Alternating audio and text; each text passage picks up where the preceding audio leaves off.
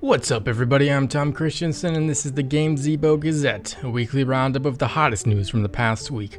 As always, find links to all of today's stories in the video description below, and of course, be sure to visit Gamezebo.com every day for the latest in video game news, previews, and reviews. First up on today's show, Humble beats the Steam sales with their latest bundle. Speedrunning their way past Steam, Humble is offering 10 games for $25 in the Summer Games Done Quick bundle.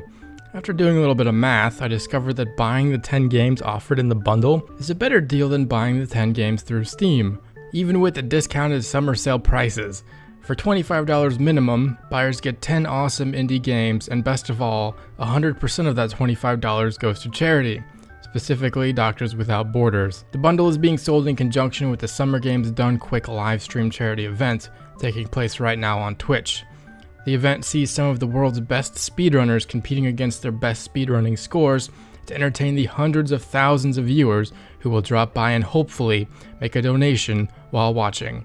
As of this recording, over $180,000 have been raised for Doctors Without Borders through the bundle and the live stream event. Plants vs. Zombies 2 Dark Ages Part 1 is out now, and we covered what anxious players can expect to find within this expansion. PopCap is taking the term the Dark Ages literally in PvZ2 Dark Ages, having removed the sun entirely from the game. Players will have to work with new fungus plants in order to survive against the waves of incoming zombies. Puff shrooms, hypno shrooms, and fume shrooms are just some of the unique plants players will encounter within the game. I know what you're thinking. Great, another matching game for mobile devices, yeehaw. But this one has a witch, and little owls, and eyeball balls, and a cute little cat with a fancy hat. Okay, well yeah, mechanically speaking, there isn't really anything that new in Witch Saga 2. You still clear the game board of colored bubbles by matching them, but this time it's all slightly less Halloween-y and the balls bounce around with satisfying little bopping noises. There's a few other differences and similarities we take note of in our review, so if you're new to the series or a fan of the original, be sure to check out our review of Witch Saga 2. 5 years ago, our Facebook friends started spamming us with requests to visit their Farmville farms.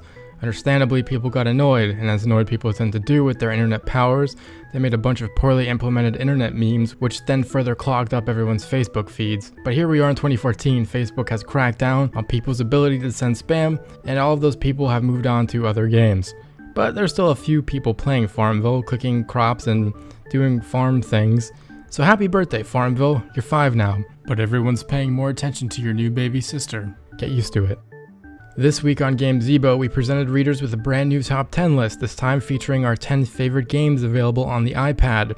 Without spoiling anything too much, one of the games is a Star Wars game. Another is rumored to be a really good puzzle game. And one of the games is a card game that I hold particularly close to my heart.